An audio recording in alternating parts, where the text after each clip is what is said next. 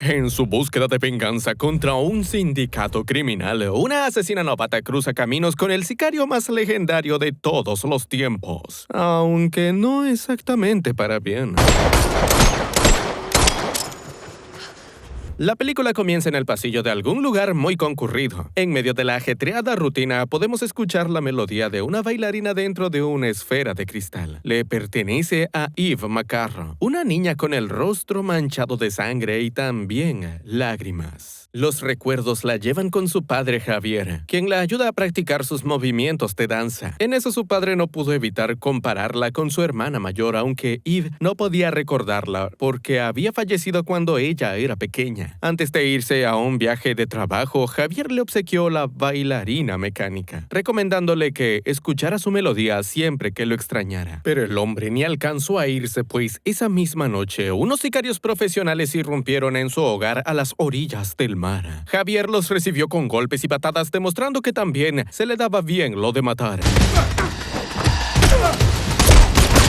Luego de buscar a su hija, Javier la escondió en un compartimiento secreto de la casa. Desde ahí, la pequeña Eve vio cómo su padre se enfrentaba a los asesinos enteramente por su cuenta. Si bien se llevó unos cuantos, Javier inevitablemente acabó cayendo. Fue entonces cuando apareció el canciller, el líder del culto al que pertenecía la difunta esposa de Javier. Y digo difunta porque el propio culto la mató después de que Javier se llevara a escondidas a Eve. Ahora le había llegado su turno. You kill yourself, and your daughter lives.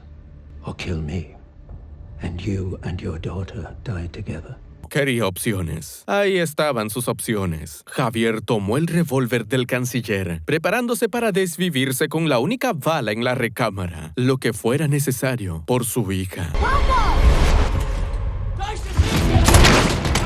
Y era por ella que debía mantenerse con vida. El hombre no alcanzó a detener al canciller, pues sus sicarios cargaron contra él. El último de ellos se le complicó más de la cuenta, pero de pronto el mercenario cayó muerto sobre él. Eve le había disparado. Con su hija de vuelta, Javier se escabulló por los pasillos secretos y dejó una bomba cronometrada. Justo antes de salir de la casa, fue impactado por una bala perdida, aunque su hija lo ayudó a escapar a tiempo.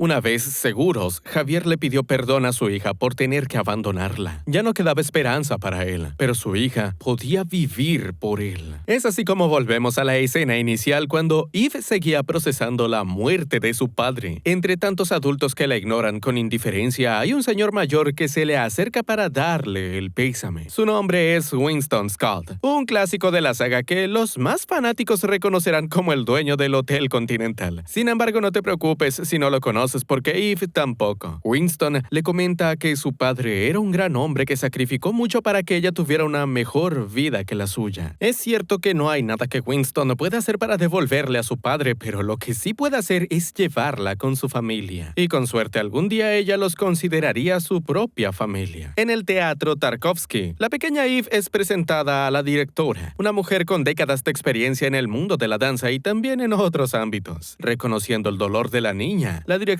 le asegura que aquí encontrará un lugar seguro no solo para descargar su ira, sino para aprender a usarla como una herramienta. Intrigada por su propuesta, Eve decide quedarse, pero no sin antes agradecerle a Winston por la ayuda. And know that I will always be at your service.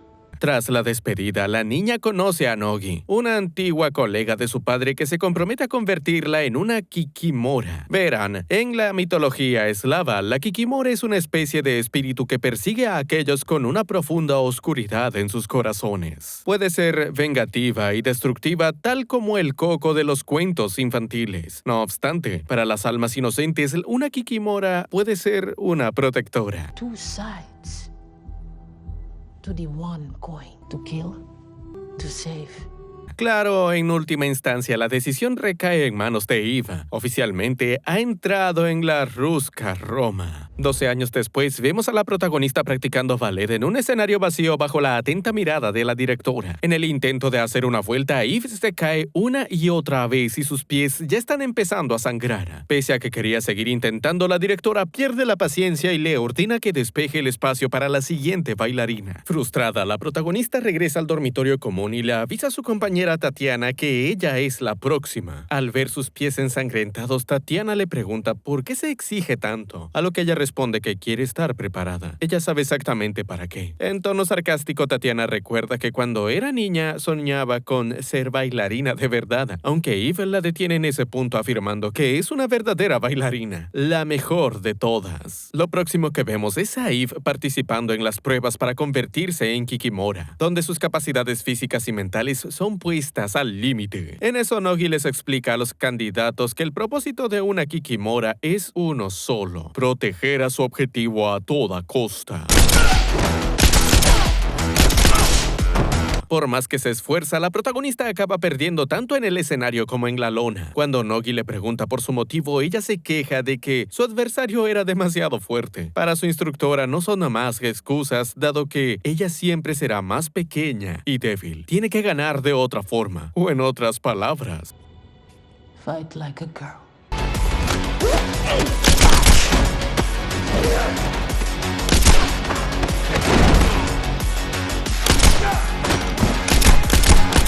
vaya que el consejo de Nogi le funciona. Tras otro día de arduo entrenamiento, Eve se encuentra con la cama de Tatiana vacía. Cuando le exige explicaciones a la directora, esta le aclara que Tatiana no tenía lo necesario para la Ruska Roma. No tenía el instinto asesino que sí ve en Eve. Siguiendo sus palabras, la protagonista entonces le pregunta cuándo la enviarán al mundo real. Ya que se siente tan lista, la directora la lleva a su última prueba, donde se topa con una mujer aporreada que se describe como ella dentro de 10 años. Delante de las dos reposan las piezas de una pistola esperando por ser armada. Y pese a que Eve es más veloz, su adversaria no cree que sea capaz de apretar el gatillo.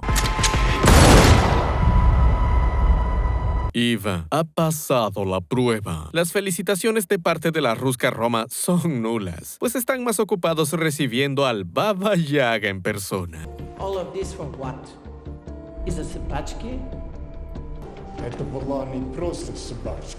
Cuando él termina sus asuntos con la directora, Eve lo intercepta y le pregunta cómo es que puede salir de aquí. John le recuerda que hay una puerta en la entrada, pero no es eso a lo que ella se refería. En realidad quiere saber cómo llegar a hacer lo que él hace. John aún así le vuelve a mencionar la puerta y le indica que todavía no es tarde para ella. Why didn't you leave? I'm working on it. Más adelante, Nogi le asigna a la protagonista su primer contrato: proteger a Katla Park, la hija de un empresario ligado a la Ruska Roma. Para tal misión, contará con balas de goma. Todavía no se ha ganado las de verdad. Vestida acorde a la ocasión, la protagonista se infiltra en la disco donde ahora se encuentra Katla. En un inicio se limita a vigilarla desde la distancia, mas se ve obligada a intervenir cuando unos tipos sospechosos se acercan a ella.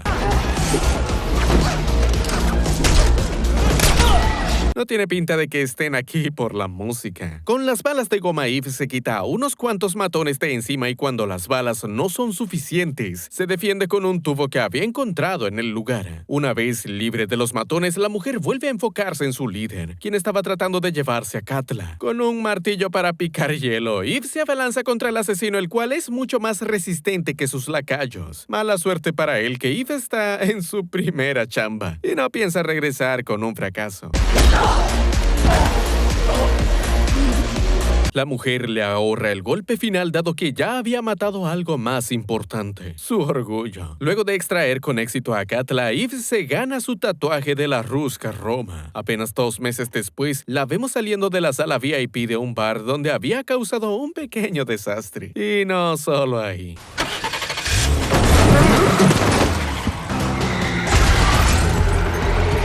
Por supuesto que no se lo iban a dejar tan fácil. La protagonista abre fuego contra su repentino agresor, quien se las arregla para llevar el combate a los puños. Craso error, porque Eve también es letal con sus manos, en especial con todo lo que se ha afilado. Al fijarse en el cadáver del sicario, ve una cicatriz en forma de X en su muñeca que le resulta bastante familiar. Los hombres que mataron a su padre llevaban esa marca. Con la mano cercenada del asesino, la protagonista le exige explicaciones a la directora, puesto que no sabía que el culto estaba metido en en esto. La directora le aclara que eso sigue siendo así, dado que el culto y la Rusca Roma firmaron una tregua hace mucho tiempo. Su recomendación es que se quede tranquila y deje el pasado donde está, porque lo último que necesitan es una guerra con el culto. Eve entonces decide hacer lo que mejor hace: desobedecer el consejo y revolver el pasado. Llena de preguntas, se pasa por el Hotel Continental de Nueva York, donde es recibida por el conserje Sharon. Si bien ella no contaba con ninguna reservación, Sharon cambia de semblante al escuchar su nombre. Ella es más que bienvenida en la casa de Winston. Cuando Eve le cuenta que está tras la pista de los hombres que mataron a su padre, Winston le responde de la misma forma que la directora. Aún así, ella insiste alegando que necesita saber qué pasó. Fueron esas mismas palabras las que expulsaron a Eva del jardín del Edén. Are you prepared to be cast out again,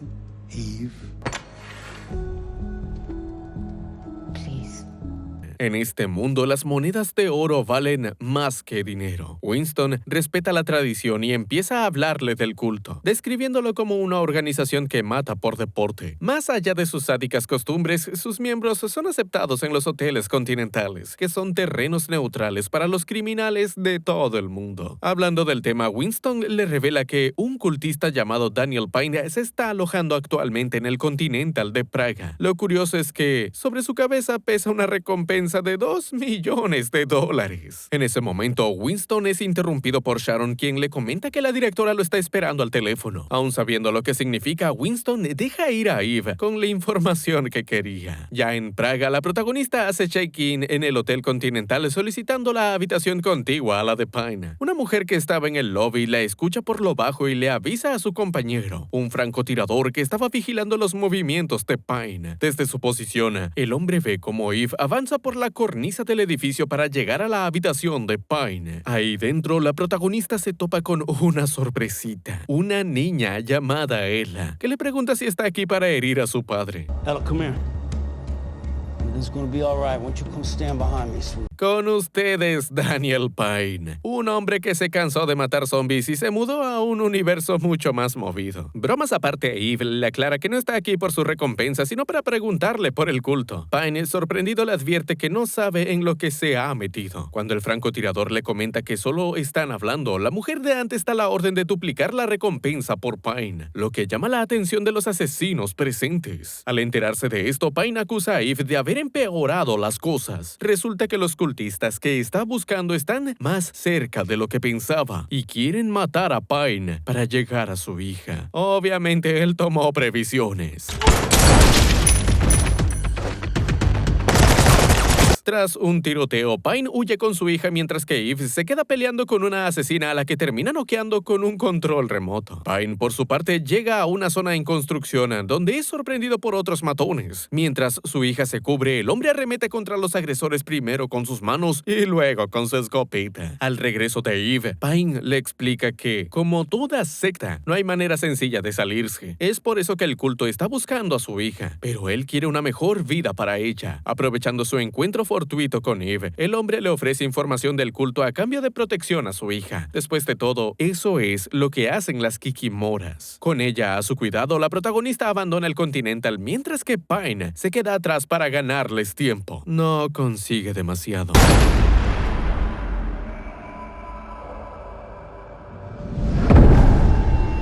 Antes de caer noqueada, la protagonista alcanza a ver a la mujer del lobby. Con ella en su poder, la asesina deja a Eve en manos de la seguridad del Continental junto a los otros cultistas. En estos hoteles, la violencia está estrictamente prohibida, por lo que romper las reglas se castiga con la muerte. Aún en esta situación, Eve afirma que fueron los otros los que iniciaron el pleito. Ella tan solo se defendió. Confiando en sus palabras, los guardias fusilan a los cultistas. Luego de otras tantas experiencias cercanas a la muerte, la protagonista se pasa por la tienda de Frank, un traficante de armas que tiene todos los juguetes necesarios para su cacería.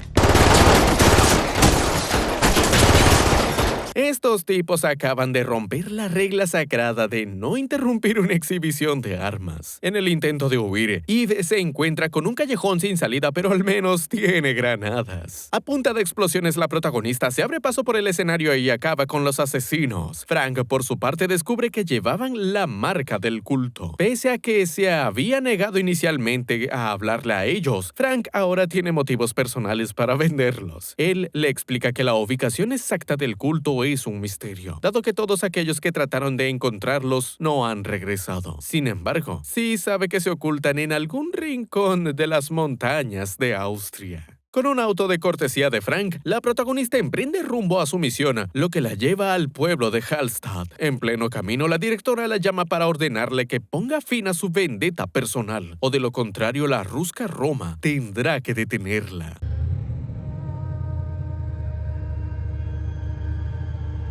Sospechoso. Eve se detiene en un restaurante donde venden bailarinas mecánicas, en lo que encuentra una que suena igual a la que tenía en su infancia. Mientras espera por un café, la mujer nota cómo los temas comensales empiezan a irse en silencio. Algo grande está a punto de pasar.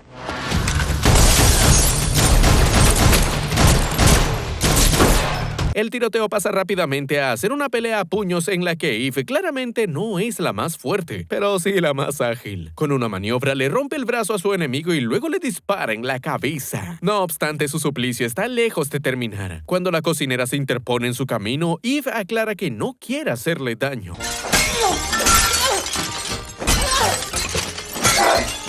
Menos mal que esas eran sus intenciones. En el forcejeo por la pistola, Eve consigue encerrar a la cocinera en la nevera. Es entonces que llegan los refuerzos enemigos, incluyendo policías locales. Todos aquí son parte del culto. Lo bueno es que eso le da luz verde a Eve para matarlos sin remordimiento. En cuanto la protagonista sale del restaurante, los cultistas activan la alarma del pueblo, haciendo que los propios habitantes se armen para cazar a la invasora. En consecuencia, la protagonista tiene que enfrentarse a todo tipo de personas, desde trabajadores comunes hasta parejas con hijos. A pesar de que resiste con fiereza, eventualmente la superan en número y la someten. Momento en el que la misteriosa asesina aparece para noquearla. Eve despierta ante la presencia del canciller, quien le aclara que si está para rescatar a Ella, entonces fue muy mal asesorada porque esa niña, de hecho, es su nieta. Eso también quiere decir que le puso precio a la cabeza de su propio hijo, solo para llegar hasta ella. En respuesta, Eve afirma que no está aquí en representación de la Ruska Roma, aunque para el canciller ellos ya están involucrados. Peor aún, tuvieron el descaro de enviar a una de sus kikikomoras a perturbar la paz de su pueblo, al que los asesinos van para precisamente olvidar sus violentos hábitos. Eso poco le importa a Eve, la cual reclama que los cultistas mataron a su padre a sangre fría. Al escuchar eso, el canciller tiene una revelación. She's here because I killed her father when she was a child. She's your sister. Con ustedes, Lina, la hermana mayor de Eve, que ella creía muerta. Justo entonces, el canciller escucha unos disparos que lo llevan de vuelta con la protagonista, quien ya se había liberado. Lina sale a perseguirla, pero pronto es interceptada por ella. Con una pistola apuntando a su cabeza, Lina le pregunta si acaso la recuerda. Ante la confusión de Eve, la mujer le revela que son hermanas, solo que su querido padre la abandonó porque el culto ya la había obligado a matar. Javier trató de empezar de cero con Eve, aprovechando que ella era muy pequeña como para recordar el culto, aunque ya sabemos cómo resultó eso. Lina sabe muy bien que el canciller mató a su padre y no le guarda ningún rencor por ello. De hecho, lo veía como algo necesario para devolver a su hermana a su legítimo hogar. At least here we're honest about who we are. No Kikimora lies. Mientras las hermanas discuten, un montón de cultistas se congregan a su alrededor, siguiendo órdenes remotas del canciller. Al enterarse de que Lina solo está hablando con Eve, el canciller da la orden de matar a las dos.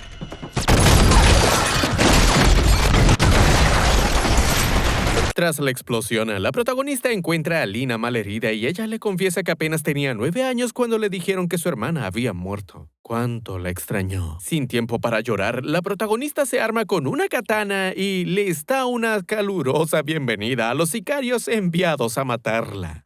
This isn't done until you're dead.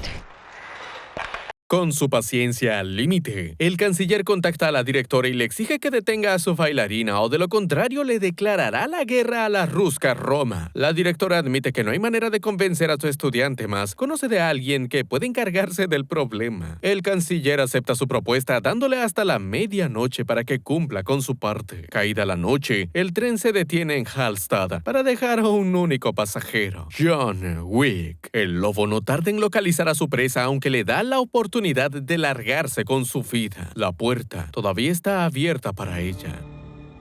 I'm not leaving. Con estas palabras, Eve trata de dispararle a John, mas él esquiva las balas y la somete con facilidad. De nuevo, le pide que se vaya y de nuevo, ella elige seguir peleando. Luego de varios intentos fallidos de superar al asesino, la protagonista termina con una pistola apuntándole a la cabeza. Sin otra opción, le confiesa a John que el canciller le arrebató a su padre. La venganza es su derecho desde pequeña. John finalmente la deja ir con la condición que tiene hasta la medianoche para zanjar sus asuntos. Si se pasa la hora, más vale que esté preparada para enfrentarse a las consecuencias. Uno a uno, Eve empieza a cazar a los cultistas, por lo que el canciller se percata de que Baba Yaga les había fallado. La bailarina está suelta. Dejando un rastro de sangre, la bailarina llega a la armería del culto donde encuentra una mosca herramienta misteriosa que la ayudará más adelante. A su llegada, los mercenarios son recibidos por un explosivo Claymore que la protagonista había plantado. Los que tratan de entrar por los túneles no la pasan mejor, pues Eva los rostiza con un lanzallamas. Dex, el asesino estrella del canciller después de Lina, sigue los pasos de la protagonista hasta la armería donde se hace con el otro lanzallamas. Cuando su confrontación se hace inevitable, Eve se defiende tanto de Dex como de los cultistas a punta de plomo y fuego. Tras un intenso intercambio con Dex, la protagonista consigue salir de los túneles y utiliza el combustible que le quedaba para incinerar a unos cultistas que estaban buscándola. Ante la amenaza de la bailarina, el canciller es aconsejado por sus hombres de que debe abandonar Hallstatt. Sin embargo, él reclama que en 200 años ningún líder de Hallstatt ha abandonado el centro de poder para esconderse. But sir, we've also lost track of John Wick. Haber dicho eso primero. Mientras que el canciller se prepara para huir con su nieta, Eve es acorralada por Dex, quien todavía tiene combustible en el tanque. Cuando trata de cubrirse, la protagonista se topa con una fortuita manguera que le ayuda a enfrentarse a Dex. Si bien logra aplacar sus llamas, ella queda demasiado expuesta.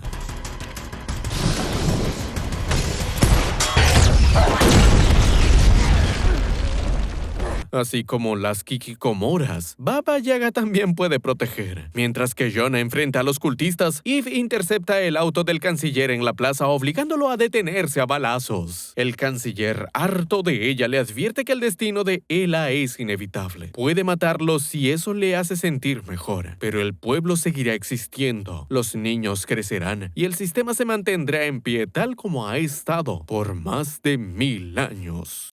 The only person you're fighting is your...